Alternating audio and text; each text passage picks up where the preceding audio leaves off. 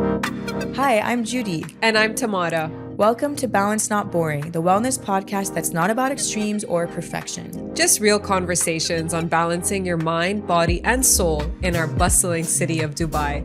So grab your tea and get comfy with us. Oh, and fair warning, you will learn something. Welcome back to Balance Not Boring. We're so excited to have Rohma on here. We're going to be discussing your new normal, how to practice acceptance after a life-changing event. So we wanted to come in here because, this podcast is really about exploring what it truly means to live well without the pressure of perfection and how to live whole in every stage of life. So we're diving into something deeply personal, how to accept and thrive in your new normal after something happens to you. Could be a diagnosis or a traumatic event. It's not the lightest episode, but Rohma is a true inspiration, so we would love to hear her story. About Rohma, she's a seasoned communication expert with over 15 years of experience in the global luxury industry. She's a graduate of McGill University and Parsons School of Design, and she's helped shape the narratives of iconic brands like Carolina Herrera, Giorgio Armani, Harper's Bazaar, and Harvey Nichols, where I actually met Rohma, so she's a good friend of mine of many years now. She now leads PR communications and partnerships at Mandarin Oriental downtown, and her work has been featured in the top publications, including Financial Times, Gulf News, and Business of Fashion. Rohma's story goes far beyond her professional accomplishments. She's a brain hemorrhage survivor, a passionate advocate of stroke awareness, and a devoted mother of her spirited 2-year-old, which we love so much. She finds grounding in mindfulness, movement, and the power of family. As always, we believe there's beauty in the shift, and today's convo is with someone who has not only experienced that shift, but continues to grow, evolve, and inspire through it. So, Rohma, thank you so much for coming on today. Thank you, Judy. Yeah. Thank you for the warm welcome. I mean, I feel really honored to be here. Thank you for having me. I mean, I'll try to answer the questions the best I can. I think you know me pretty well. I just kind of try to move forward all the time, just progress, not perfection. And that's what we're all about. That's what we're all about. That's literally like what this podcast is about. Perfect. So talk to us about what we're curious about is how your life was before and then the moment things changed for you and how that sort of, changed your life. Like what happened and how did it affect you? So who were you before the event happened, which was a stroke? And who are you now after all of that has kind of happened? Just for context, that stroke was at 31. I turned 39 in September. So 8 years ago now, honestly, I was ambitious. I was driven. I was social. I was outgoing. I like to go out. I like to party. I mean, you and I went to some fun I'm just like picturing events everything. together, Exactly. It's amazing because you've known me so long. So I think you can also remember me pre. And I guess I, like many people in their 20s, in your 30s, thought I was invincible. Like nothing would happen to me because I was a perfectly healthy individual. I worked out. I ate relatively decent. Alhamdulillah, no health problems. So yeah, that was me. I mean, just working my way up, trying to get to the top of the corporate ladder as fast as possible. And then, the stroke happened. I mean, who on earth thinks about having a stroke when they're 31? Or even 41, or ever. Or ever. I didn't know you could have a stroke that young. I was perfectly healthy, no problems. I was engaged at the time. I just gotten engaged. I was planning my wedding. I was working a full-time corporate role. I had been promoted within 6 months of joining that role. I wanted to get promoted again within the next 6 months. I was doing a course with Google for digital marketing, planning a wedding. All the jazz that comes with it. I was sleeping at 2 a.m., being at work at 8 a.m. You know, how us millennials did it. We knew how to hustle. And I went to work perfectly fine. Just another day. Drove myself to work, got dressed, went through my day. But I had this headache, this nagging headache. I was like, whatever, maybe I'm just tired, haven't drank enough water. Was it a headache that you experienced before? Or was it just was it a migraine? Like what? Just a lingering headache, one of those annoying, dull ones that just doesn't go away. But I'd slept late the night before because I had this assignment due for my online course. So I was like, you're just tired, And then I think it was like around 3 or 4 p.m. in the afternoon that it just started getting like picking up pace, you know? And my colleague actually said, like, you don't look so good. And I was like, I look better than you. I actually snapped back at him. And that's not like me, if you I know do me, you hate know? when people say that. It's like, I know I'm tired, dude. Why are you telling me? And I was a bit snappy that day, which isn't usually like me in general. And some of my colleagues noticed that, but I just thought I was tired, I was exhausted. Um, and around 4 p.m., I actually went and I went to the pantry. There was always snacks there. And I had like a muffin because I was like, I need sugar, I need carbs. And I made myself a cappuccino, had that, and then went back to my desk and it just kept escalating. And I think it was like 5:30. I don't know the exact time. And I just felt like someone hit me at the back of my head with a baseball bat. There's no other way to describe it. And I actually turned to look like, who would do that to me? There was no one there. And then there was this nausea. And I went running to the bathroom. And this is at work, you know, like a full office, like high pressure corporate role. I tried to throw up, nothing came. But you know, when you know something's just so off, I was like, all I knew was that I need to get out of here. I need to get out of here. I ran down, got in my car, and I called him. He didn't pick up. I called him again. He said he's in a meeting. And I was like, no. You need to leave that meeting. You need to come out now. And I've never, ever asked him to do that. Went to his house and then just lay flat. And it just kept getting worse and worse and worse. And then he called my parents because he was like, I think we need to take her to the hospital. They thought she's just having a migraine. They took their time finishing up their dinner. You know, they had dinner, then they came to get me. We went to the hospital. And I remember just sitting on a getting there, sitting on a stretcher, like they were supposed to examine me. And I threw up and I passed out. That's it. Like, So how long after? So it started in the morning and then it continued on. So what time did you get to the hospital at that point? I think like 10, Oh my 11, God. like PM. And then when I woke up, like everyone was like looking, my mom just looked like Yeah, pale, I'm sure. pale. Yeah. And I had no idea. I'm like, what happened? They're like, you passed out. I was like, okay, is everything okay? Can we go home now? They're like, my mom's like, no, we're going to another hospital. And I was like, why? And she wouldn't say. Luckily, Andrew was there. And Andrew literally, he was like, Roma, you've had a brain hemorrhage. Oh my goodness. That's the last thing you would expect to hear. I'm getting goosebumps. Like, Yeah. what? I don't even know what that was. You know, I mean, let's face it. We've all, back in the day, I know that was politically incorrect to say now, but like, it was almost like a term, don't have a brain hemorrhage or something like that. Do you know what I'm saying? Like, Oh, don't like have a calm stroke. down. Like, Yeah. those Don't terms. stroke out on us. Yeah, Like, exactly. To have that happen. Beyond that, I didn't even know what it was. Yeah. And I don't quite remember, but then I was taken to a next hospital, and the next thing you knew was like, yeah, just Did they operate immediately that day on anything? no. Okay. So they took me to. So my mom, luckily, is a very well-connected surgeon here. She has been practicing for a very long time. So she literally picked up the phone. She knew who was a really good neurosurgeon in Dubai. She kept calling him. She literally got his home number, called him because it was like midnight by this time. His wife picked up the phone. She's like, no, I need your husband. And they transferred me to that second hospital. But once I was there, I think they did the scans. And there were two scenarios. And I think they were just hoping that it was a little bit of a brain bleed. I don't really know what the better scenario was. And there was a worst case scenario. And I remember when they did the scan there, they realized it was the worst case scenario. The surgery didn't happen until 5 days after. They had to wait a few days to even do the proper kind of, I don't remember the name anymore. It's been so long. Like the first procedure, because their cath lab wasn't working.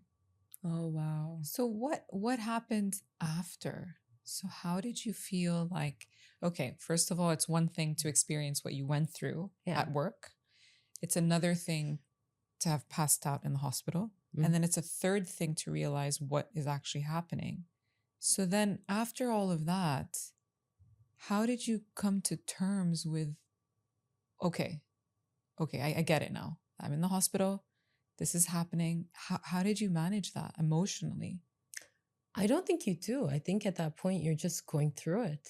It's so painful. It's so painful. It's like, how do I put it? Like every movement is like sandpaper rubbing on your brain. Like it's so painful. And I had like the area it was in is like right here. It's called the cerebellum. And it's the most dangerous place to have that. So literally the worst case scenario of the worst case scenario of the worst case scenario.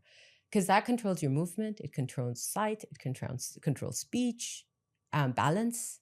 What did the Sound? doctors say in terms of like probabilities? Like, how are you going to be after? They didn't say anything. At that point, it was like, will I live? Wow. Will I be alive? Did you know this during the time, or they didn't tell you that they were saying? Judy, you know what a brain hemorrhage is now that I've had one. But if I didn't have one, remember back then, would you have even understood the seriousness of it?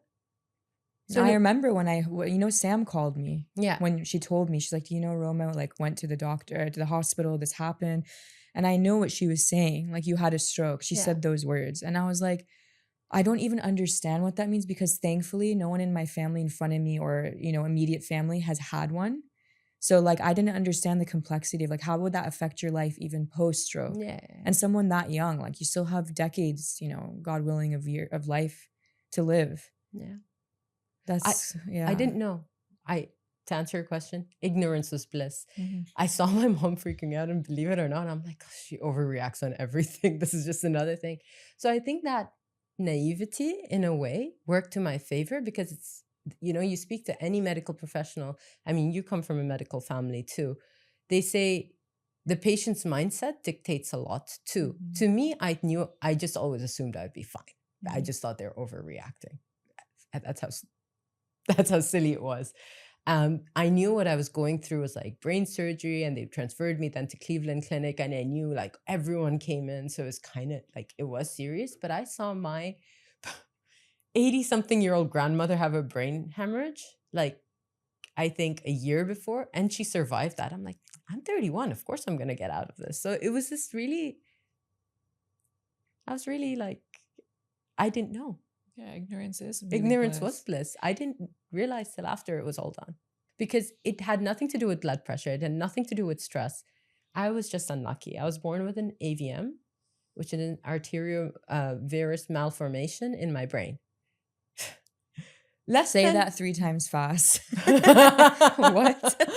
Yeah, exactly. But the question is, how would you know that unless you have to go through a scan?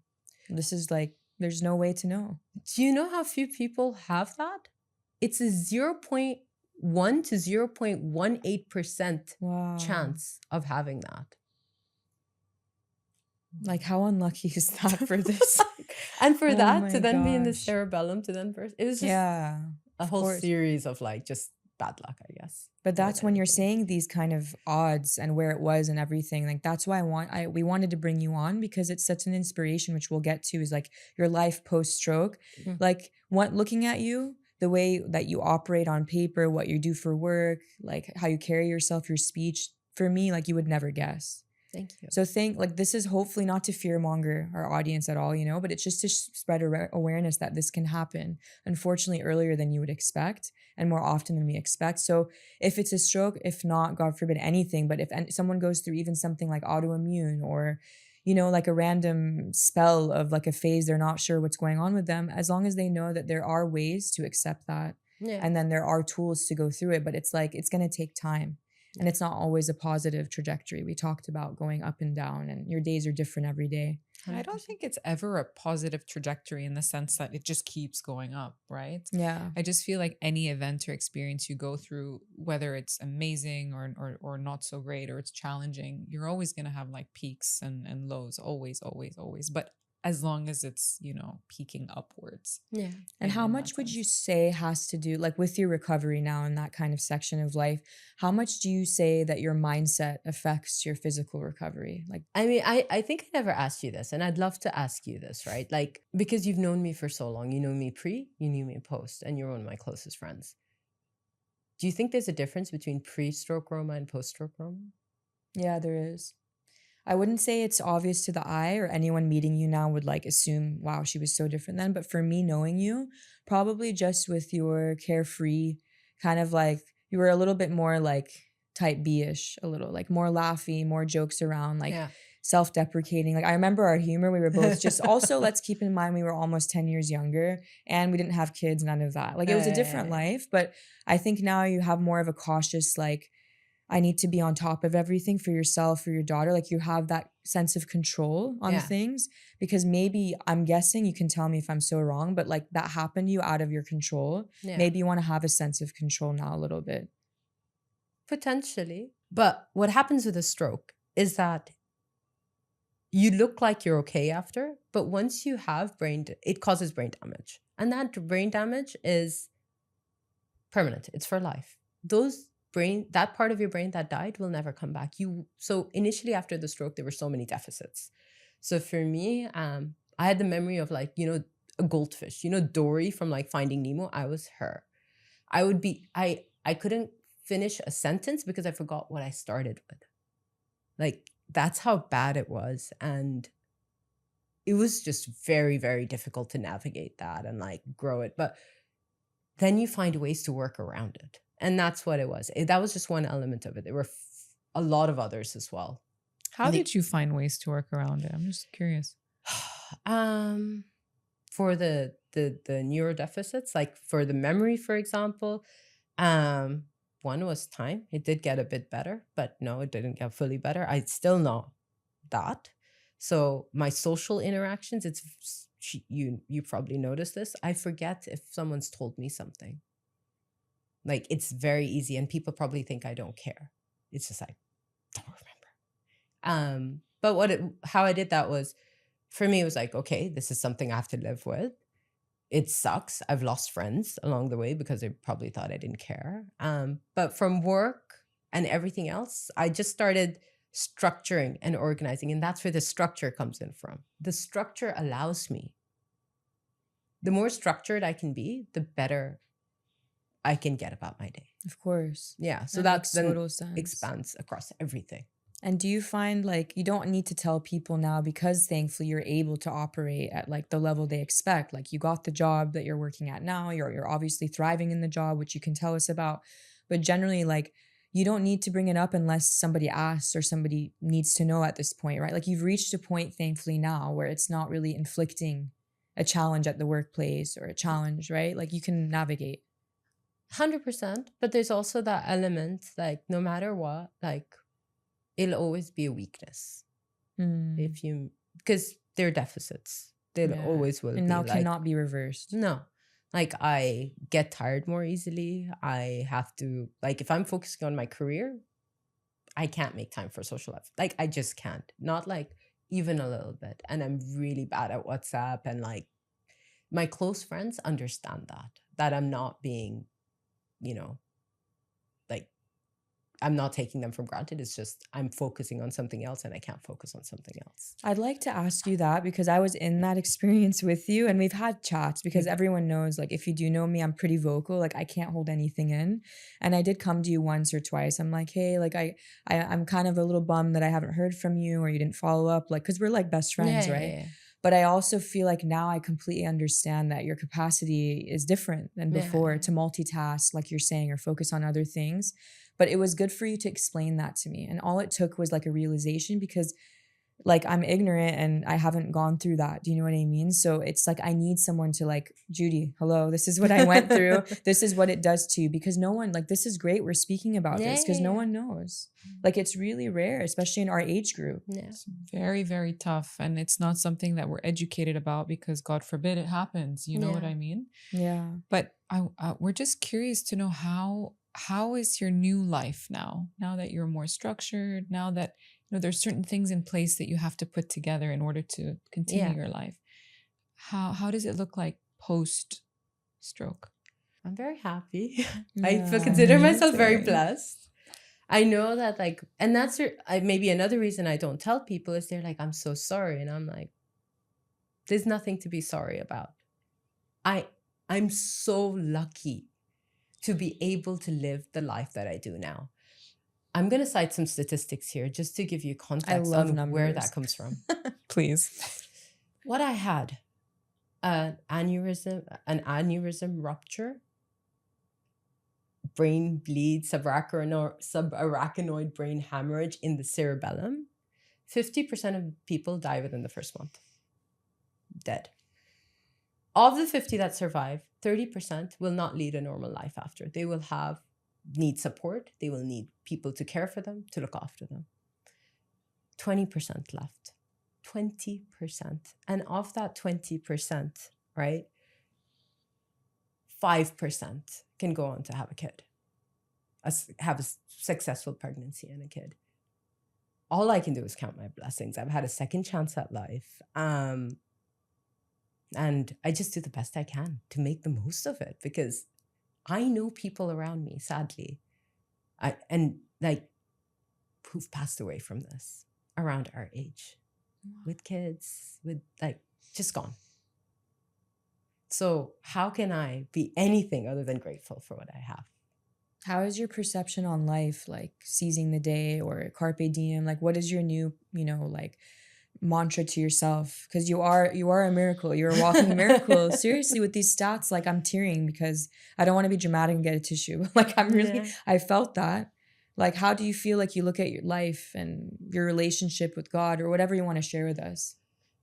I think it's very interesting, because going through something like this, which, by the way, I code blued at one point, so as well, and then came back from that. So there's so much to it, right? To go through that at such a young age, it gives you a whole different perspective. And I know it sounds so cheesy, and I keep telling people this. It's like, don't take tomorrow for granted. Don't. It's not. And I literally believe that you can't take tomorrow for granted. So try to find balance and priorities and do what you need to do for you and for the people you love. Do you think that you were able to have this? Again, I'm very ignorant on this topic, so I'm going to ask these questions. Do you think that you being able to live, being that 20%, was because you had such a strong will to do so, or is it just medically that you were lucky? Because a lot of it comes with mindset too. So if you have a strong mindset, a lot of people overcome certain illnesses, or they're cured, or so on and so forth. I mean, I've heard that many times. Dr. Josh Axe, a lot of them speak about they were in paralysis, and then they had a different mindset shift. Like you're rewiring the brain, and in that sense, to be like, no, I'm okay, I'm good, I can do this. It's a very hard thing for me to say with certainty, but I assume so. I assume the will to want to makes a big difference in everything. But beyond that, I really think I'm alive because also of my mother. My mother, she literally, and I was sometimes think that I probably wouldn't be in the scenario I'm in if I didn't have my mother, being the medical professional she is, made sure I got the best care. She was in that ICU day and night. This is for a month, didn't sleep. I actually remember looking at her once Mom, you look awful. Yeah, exactly. I remember. Shut up, Rohma. Just go to sleep or something.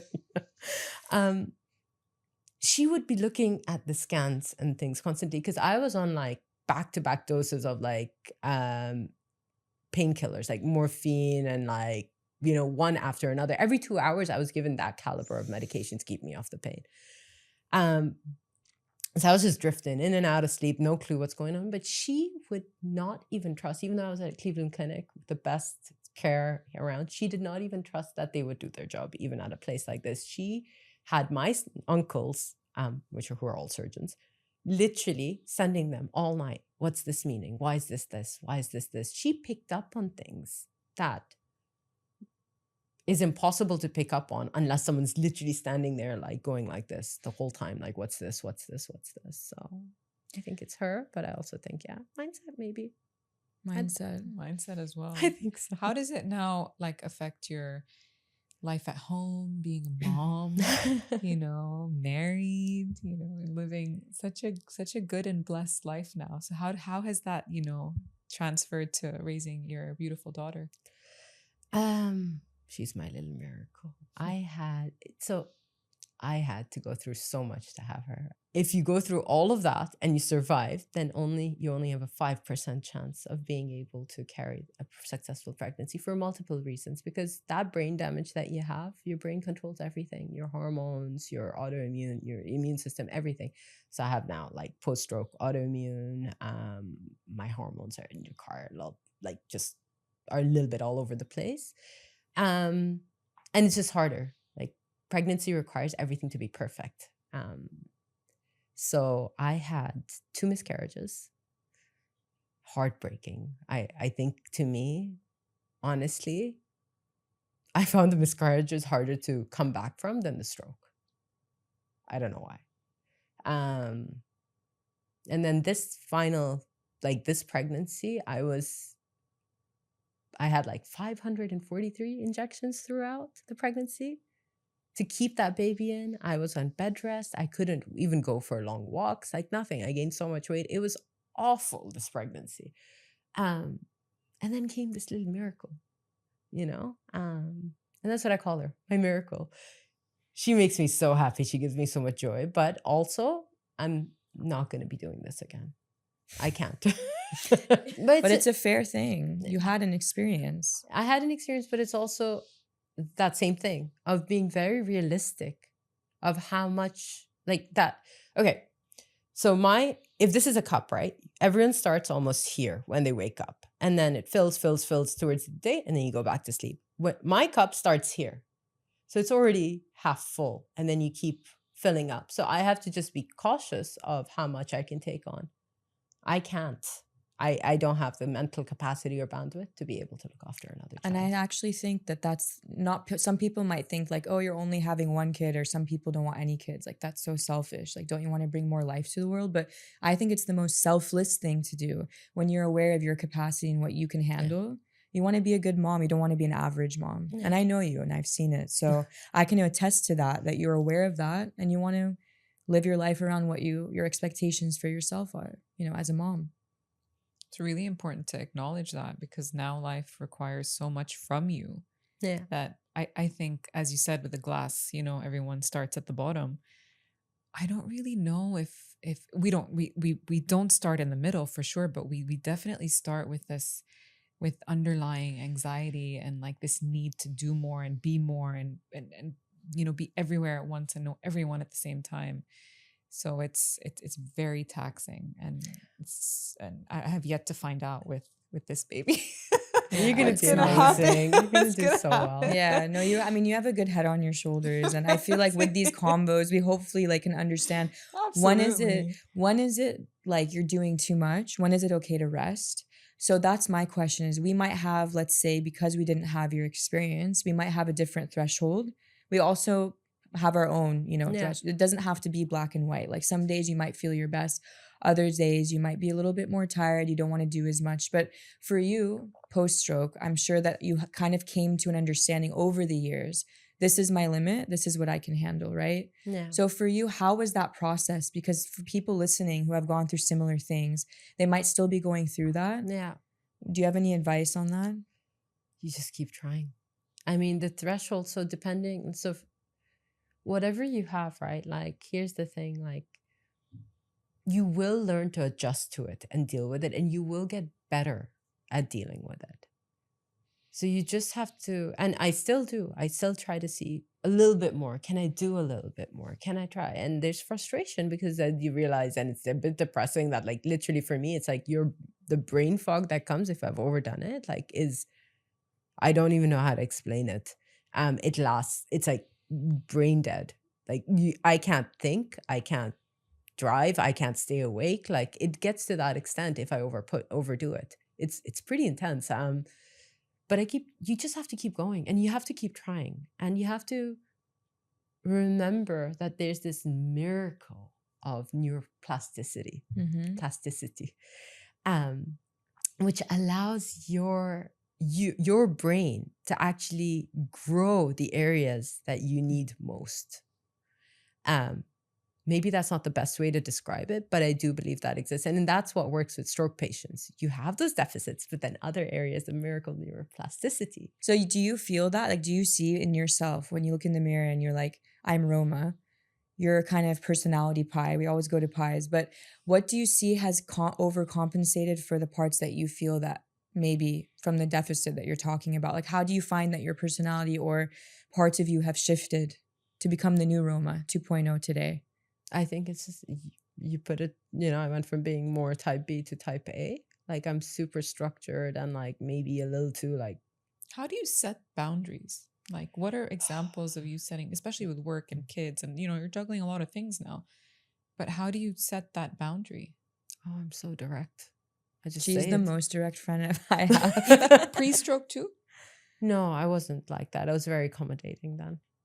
And like, I just say no everywhere. And even in the workplace, people consider me to be maybe a bit aggressive or intimidating, whatever it is. Because I'm just like, yeah, no. Because God forbid females want to be assertive and direct. That's a whole nother combo. You have to be. You just have to be. And for me, that's the only way for me to get on with my life. And there's no. You can't feel bad about saying no. You can't overthink it, basically. It sucks. Yeah. It sucks for them. It sucks for me to have to say no and set those boundaries. But it's the only way I can move forward. And for people, like if you have like maybe our listeners have similar experiences where they've lost people in their circles because they don't understand, they're not aware of what the person is going through, whatever the reason. How do you find that you've accepted that? Because in life, all of us, we shift, we go through chapters. We might lose some old friends that you thought you'd always be best friends with or whatever. It could be colleagues, it could be friends, family members that you drift from. How do you accept that this is your circle is getting smaller? Like, do you feel any sense of remorse around that? Or are you okay? Like, this is fine for you. You'd rather be in this position. I won't lie. I do think of the friends I've lost. Some of them are very, very dear to me. I wish I maybe handled it better. I wish they handled it better, but it is what it is, right? Like, what can you do? But regardless, Judy, like, it's not just the stroke. Like, I think as you get older, exactly to your point, your circle becomes smaller and smaller. It's a natural part of life. Do you mourn the friendships? Yeah, I miss my friends. And, like, the thing is, I feel very guilty about some of the friendships that are still around, maybe that I haven't kept in touch with the same way. But I know they're still there. I feel so guilty about that all the time. But it's just, I literally don't get the bandwidth to get to that. And I hope they understand that because they live overseas or abroad and it's not, it sucks. It's definitely difficult. But I think, again, for me, like from an outsider's point of view, as long as you can be open about how you're feeling, what you're going through, you still love them, but you just, again, like you don't have the capacity this week or you're busy with work or whatever, they're going to understand. Yeah. It's just about, it's like, in any relationship, right? Communication is key. Yeah, 100%. But it must also feel very liberating to be direct, to be to the point. People pleasing is out the window, basically. I love that. It must be so, so liberating because a lot of the times you're like, yeah, it's just one more thing. Yeah, it's just one more thing. But you add up those one more things. Yeah. And they become like, they consume your life. So like, I really sometimes do wish that I did have, especially growing up, more of a backbone to be like, no, today I'm going to cut work at this time. I can do it tomorrow, or to my boss, let's say. Or no, you know what, to my like parents, like, can I skip on this outing, like with the gathering with the family? Like, I really want to catch up on some sleep. But like, sometimes I just went with it because I felt like the pressures too. And I think it's nice to be conscious of other people and their feelings and the time they put in with your relationship. You want to give it back, but sometimes you need to just put your foot down and be like, I need to look after me. Because if you don't look after yourself, how are you going to be the best person? Yeah. Right? That's like, even with motherhood especially, right? Yeah. What do they say? You need to fill your cup to fill others' cups or something. I always take I know this is quite morbid, but I always think of, if there's an emergency landing on a plane, you put the oxygen mask on you first and then. Because how can we take care of someone if mentally we're not there, physically we're not able to? Yeah. How did this shape on your parenting journey? How did this shape like your willingness to be your healthiest self? Because you want to, like, God forbid, like, that was out of nowhere that happened to you. And if you want to live longest years, you can. So like, are you looking at life a little differently with a different lens of like, I want to be healthiest I can be so I can be around as long as I can be for my child? Like, how do you think of that now? So for me, wellness is a non-negotiable. non-negotiable, because I already have deficits, and the only way for me to manage those well is by allowing everything else to stay well, if that makes sense. Like I can't Absolutely. have and more. Yeah. Yeah, of What's course. one thing through all of this process that you learned to let go of? What I think comparison. You have to let go of that. Otherwise it eats you alive. Um when you go through this, like when you go through what I went through or anything else, like people have so many, and especially women, right? Like you have a kid, you've had miscarriage, whatever it is that you are going through, there will be times that I still have 24 to go. 1/3 of the way through. So what's the rush? So it's a marathon, not a sprint. Good. And just don't compare. Have your own trajectory. And I can't compare. Like I did before, and it drove me crazy. And it's okay to switch, right? For example, you tried having your own business for a while, you realized you want to go back into a stable corporate shift. So, right? Like if you want to 100. talk us through that, like how was it because of what you went through and you wanted to go into corporate stable job? Honestly, it's like you've known me. I've been a little bit like this. So since having my stroke, I had to kind of rediscover everything, who I was, how I could live life. Poor Andrew, my husband, like he proposed to someone and got married to someone else. I always say that because I was a completely different person. Like your personality also changes. Like you become less tolerant and all of that. So I've constantly had to do this since the stroke to find what's going to work for me, you know? And then I started my business and it went well. And there's a glamour that comes with being an entrepreneur. It's like a cool thing to do. You work for yourself. It's freedom, and it's amazing. But at the same time, it's so taxing because my business was my baby, and then I had a baby, A human one. and I was like, "You're not my baby. You're my baby." And I guess it was putting the ego aside, putting the expectations aside, and seeing what did I need to be happy again. I'm someone who needs structure. Entrepreneurship, it's chaotic. Having a kid is even more chaotic. It was just chaos. And even though my business was doing well, I was not happy. So it was a little bit like, why am I not happy? And I did speak to like a therapist, and it was almost like helped me realize that it was causing that unhappiness was causing a rift between myself and my husband. And we couldn't pinpoint why. And she said, and then it hit me that I was looking for him to provide that stability and structure, whereas he's a creative.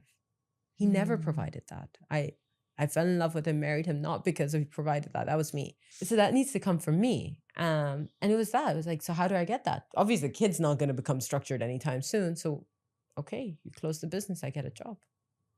I just go in, work in my zone of genius instead of, constantly tackling everything. And has that provided that sense of structure that you were seeking?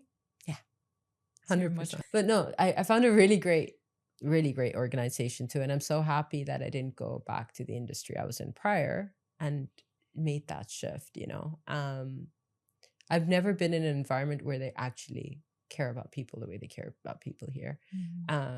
It's so strange, Judy. Like, I mean, you and I have worked in the same industry, so we know how it is. They let you be you, which is a breath of fresh air, but also maybe because I'm older, maybe because of all my experiences and my perspective, I'm just being me. I don't know. Yeah. I think, again, It's a mix of everything. I for go sure. back to the liberation. I mean, that must be so liberating. But after we've talked a lot about your life changing and things that you've, accepted. What are some tools to make you feel after a long day or, you're mentally exhausted? What are some tools that you use to feel grounded? Do you do any meditation? Do you practice anything that makes you feel calmer if you had a stressed day? I don't do any of that. Where's the inspo, Rohma? Like, I'm not our look, audience is waiting. You know what my jam is? I like to work out. Amazing. You know what I really love? Like I've always been someone who's worked out, but not worked out, like been active, moved my body.